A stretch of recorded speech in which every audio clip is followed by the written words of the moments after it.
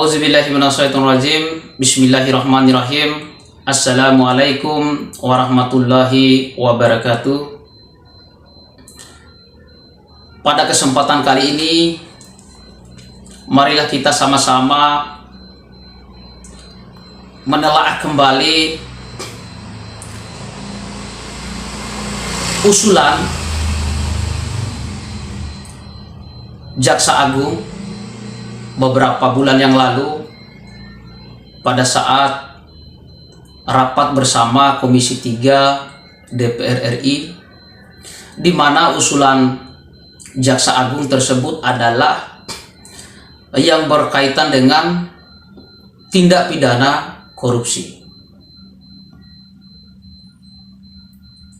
Jadi pihak Jaksa Agung mengusulkan bahwa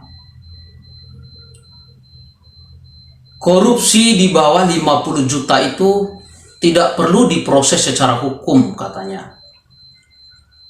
Cukup mengembalikan uang negara, setelah itu dibebaskan. Tentu usulan ini atas dasar pertimbangan-pertimbangan. Secara logika logis juga sebenarnya. Karena pertimbangan pihak Kejaksaan Agung, katanya jangan sampai gara-gara uang 50 juta, korupsi 50 juta maksudnya, negara sampai menghabiskan untuk menangani proses itu, kasus itu, sampai menghabiskan uang lebih dari 50 juta, itu katanya.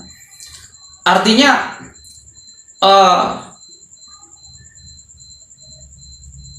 proses yang dipakai sama Jaksa Agung ini adalah ya yang biaya ringan, cepat dan sederhana. Jadi tidak ribet katanya. Karena jangan sampai gara-gara uang 50 juta jadi negara menghabiskan hampir 100 juta. Karena pertimbangannya seperti yang saya katakan tadi, mulai dari proses penyelidikan, penyidikan sampai kepada eksekusinya. Jadi uang negara semua itu untuk membiayai perkara itu. Belum lagi setelah dimasukkan dalam rutan atau tahanan negara misalnya. Jadi dikasih sarana dan prasarana yang memang itu semua membutuhkan uang. Itu katanya.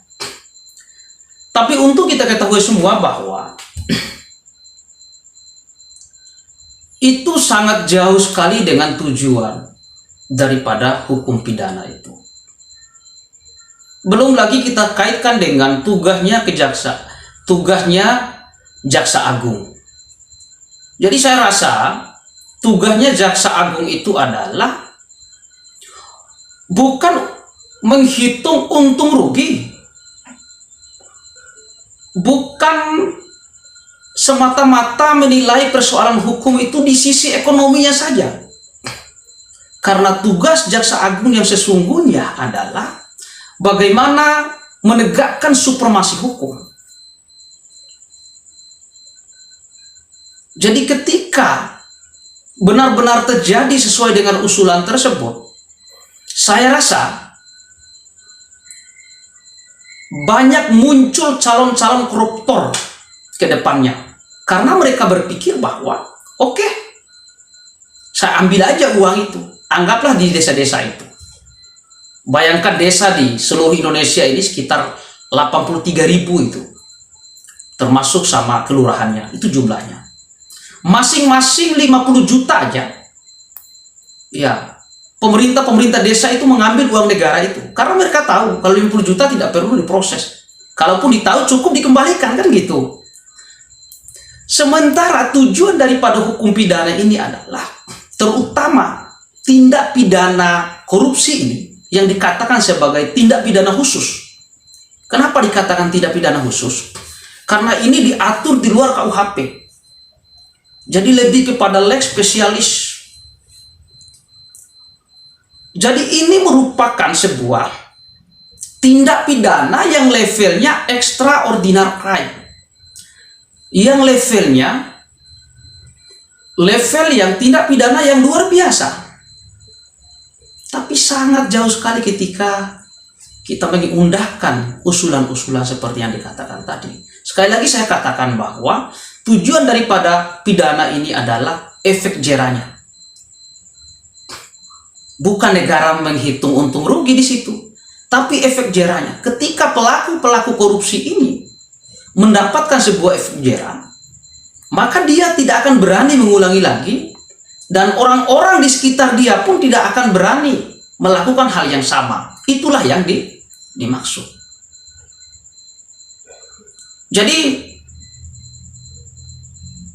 karena tindak pidana korupsi ini adalah merupakan sebuah delik formil, bukan delik material.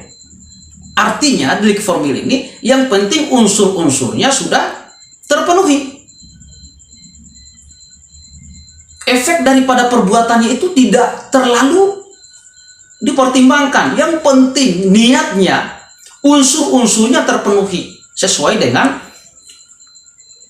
Undang-Undang Nomor 31 Tahun 1999 tentang pemberantasan tindak pidana korupsi tersebut, sebagaimana telah diubah dengan Undang-Undang Nomor 20 Tahun 2001 tentang pemberantasan tindak pidana korupsi. Dengan tegas di sana bahwa korupsi ini adalah musuh bersama, bahwa tindak pidana korupsi ini adalah tindak pidana yang levelnya extraordinary crime, kejahatan yang luar biasa, karena ini adalah sebuah kejahatan yang menghancurkan perekonomian negara. Dan korbannya adalah segenap warga negara Indonesia. Jadi jangan memandang persoalan korupsi ini adalah persoalan untung rugi. Jadi seperti itu yang dapat saya sampaikan pada kesempatan kali ini. Mudah-mudahan bermanfaat untuk kita semua dan kita jadikan bahan pertimbangan. Tapi yang jelas, kita juga tidak menyalahkan apa yang menjadi usulan, itu adalah haknya Kejaksaan Agung. Tapi marilah kita segenap warga negara mempertimbangkan kembali. Takutnya usulan itu akan diindahkan. Sekian. Walahul muwafiq wal hadi ila sabilir rasyad. Wassalamualaikum warahmatullahi wabarakatuh.